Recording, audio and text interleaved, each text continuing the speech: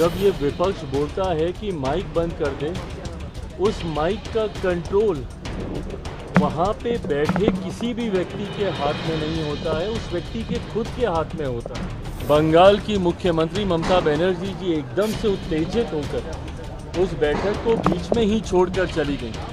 मुझे लगता है ये आचरण गलत है। माइक वहाँ पे बंद कर दिया गया।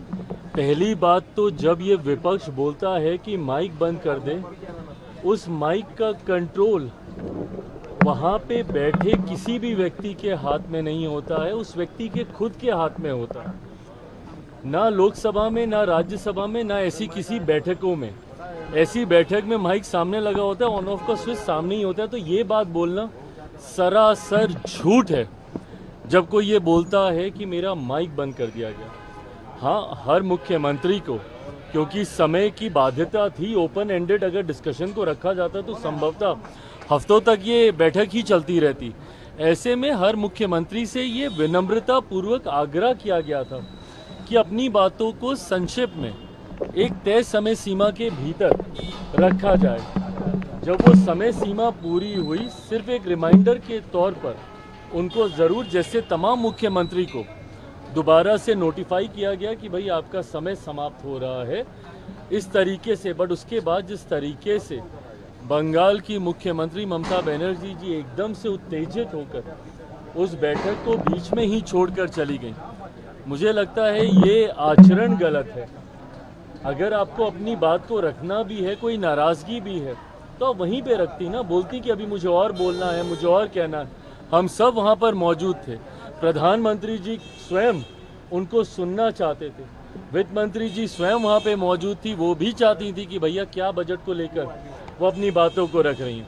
बट जिस तरीके से उनका आचरण था, इससे ऐसा लगता है कि विपक्ष की पहले से ही ये सोची समझी एक रणनीति का ये हिस्सा था कि वो जाएंगी, हंगामा खड़ा करेंगी और नीति आयोग जिस मकसद के साथ हम लोग वहाँ पर बैठे थे, उसके मकसद को डाइवर्ट कर सिर्फ अपनी ओर पूरा ध्यान केंद्रित करने के उद्देश्य से ये इस तरीके की कार्रवाई की गई है। कांग्रेस के साथ 4 सीएम ने बैठक को अटेंड नहीं किया, कहा बॉयकॉट कर दिया, और उन्होंने कहा कि हमारे साथ बाकी स्टेट के साथ नाइंसाफी हुई है जिस तरीके से बजट आया है। भाई मेरी समझ के परे है। अगर आपको ऐसा लगता भी है, किसी भी राज्य को अगर ऐसा लगता है कि उनके साथ नाइंसाफी हुई है, तो यही वो उचित फोरम है ना।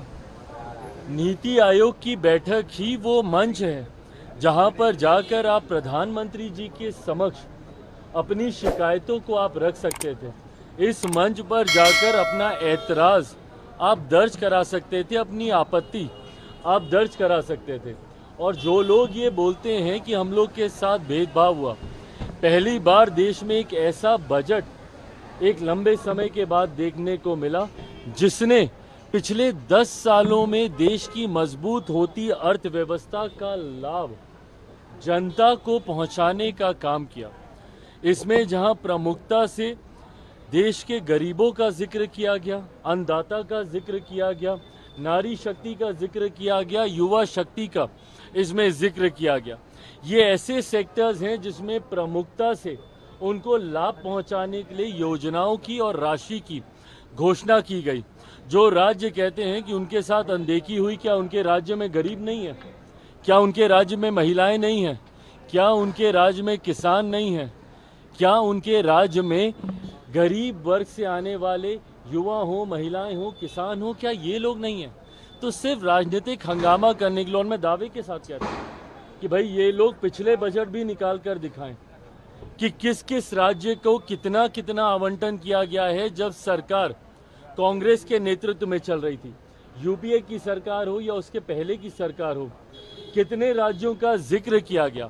और मुझे ताज्जुब तो सबसे ज़्यादा राजद और कांग्रेस पर होता है। क्या राजद को खुशी नहीं होनी चाहिए कि भैया बिहार को एक बड़ी राशि आवंटित की गई है, इंफ्रास्ट्रक्चर डेवलपमेंट को लेकर हो, यहाँ पर सड़क को लेकर हो, पुल के निर्माण को लेकर हो। बिहार की सबसे बड़ी समस्या बाढ़, जिसका जिक्र हमेशा मैंने बिहार फर्स्ट, बिहारी फर्स्ट के माध्यम से मैंने किया। उस बाढ़ को लेकर लगभग 11,000 करोड़ की राशि अलग से आवंटित की जाती है। ऊर्जा को लेकर अलग से राशि आवंटित की जाती है, इंफ्रास्ट्रक्चर को लेकर राज्य में अलग से राशि आवंटित की जाती है। तो भैया अगर बिहार जैसा राज्य, जिसके लिए लंबे समय से हम लोग भी मांग करते थे भैया कि बिहार को विशेष राज्य का दर्जा मिलना चाहिए, बट स्पेशल कैटेगरी स्टेटस जब तक नहीं मिलता है, ये मांग भी हम लोग की थी कि बिहार को एक स्पेशल पैकेज मिलना चाहिए।